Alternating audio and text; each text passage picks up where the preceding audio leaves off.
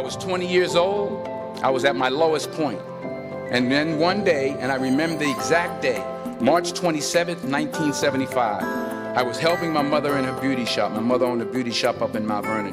And there was this older woman who was considered one of the elders in the town. And I didn't know her personally, but I was looking in the mirror, and every time I looked at the mirror, I could see her behind me, and she was staring at me. She just kept looking at me. Every time I looked at her, she kept giving me these strange looks. So she finally took the dryer off her head and she said something I'll never forget. First of all, she said, "Somebody give me a piece of paper, give me a piece of paper." She said, "Young boy, I have a prophecy, a spiritual prophecy." She said, "You are going to travel the world and speak to millions of people." I began at Fordham University as a pre-med student. I took a course called cardiac morphogenesis. I couldn't read it, I couldn't say it, I sure couldn't pass it. So then I decided to go into pre-law, then journalism. And with no academic focus, my grades took off in their own direction.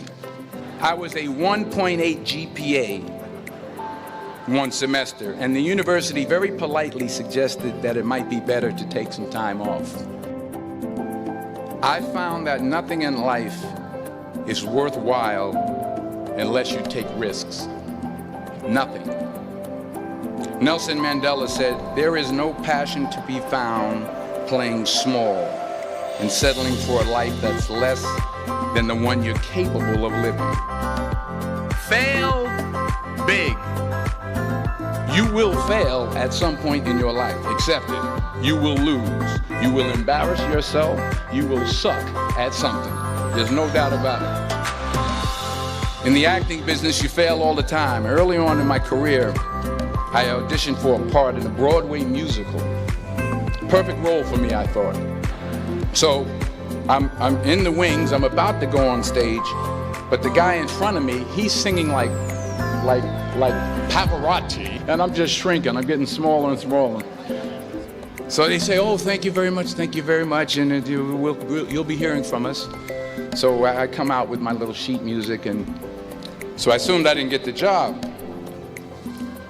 But the next part of the audition, he called me back. The next part of the audition is the acting part of the audition. So I'm like, hey, okay, maybe I can't sing, but I know I can act. So they pair me with this guy, and again, I didn't know about musical theater.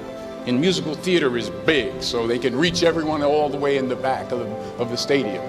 And I'm more from a realistic, naturalistic kind of acting where you actually talk to the person next to you.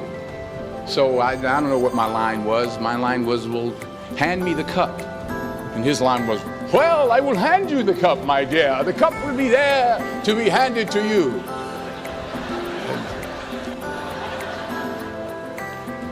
I didn't get the job. But here's the thing. I didn't quit. I didn't fall back.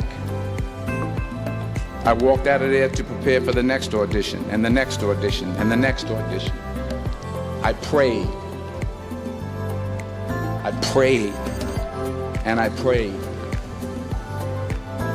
But I continued to fail, and fail, and fail. But it didn't matter, because you know what? There's an old saying, you hang around the barbershop long enough, sooner or later you're gonna get a haircut. So you will catch a break, and I did catch a break. Last year, I did a play called Fences on Broadway. Someone talked about it. Won the Tony Award. But here's the kicker. It was at the Court Theater. It was at the same theater that I failed that first audition 30 years prior. Reggie Jackson struck out 2,600 times in his career, the most in the history of baseball. But you don't hear about the strikeouts. People remember the home runs. Fall forward. Thomas Edison conducted 1,000 failed experiments. Did you know that? I didn't know that. Because the 1,001st was the light bulb. Fall forward. Now, I'm sure in your experiences in school and applying to college and picking your major and deciding what you want to do with life. I'm sure people have told you to make sure you have something to fall back on. Make sure you got something to fall back on, honey.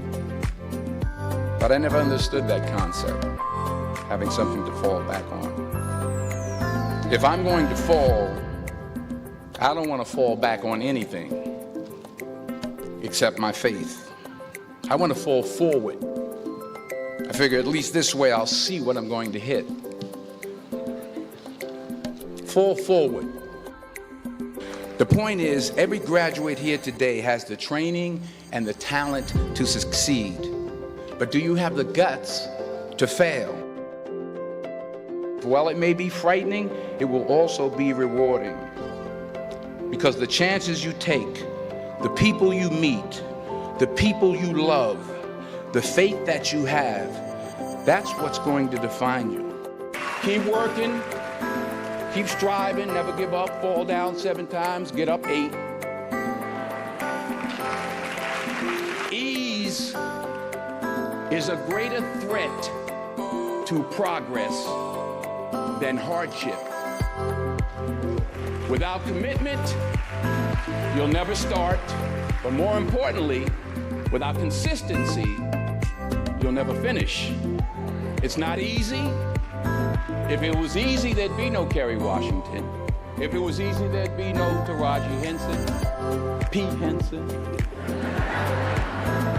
If it were easy, there'd be no Octavia Spencer. But not only that, if it were easy, there'd be no Viola Davis. If it were easy, there'd be no Michael T. Williamson, no Stephen McKinley Henderson, no Russell Hornsby. If it were easy, there'd be no Denzil Washington. So, dreams without goals are just dreams. And they ultimately fuel disappointment. So have dreams, but have goals. Life goals, yearly goals, monthly goals, daily goals. Don't confuse movement with progress. Remember, just because you're doing a lot more doesn't mean you're getting a lot more done. In order to achieve your goals, you must apply discipline, which you have already done, and consistency every day, not just on Tuesday and miss a few days. You have to work at it every day. You have to plan every day. You've heard the saying, we don't plan to fail, we fail to plan. Hard work works. Working really hard is what successful people do. What are you going to do with what you have? I'm not talking about how much you have. Some of you are business majors, some of you are theologians, nurses, sociologists. Some of you have money, some of you have patience, some of you have kindness, some of you have love, some of you have the gift of long suffering. Whatever it is, whatever your gift is, what are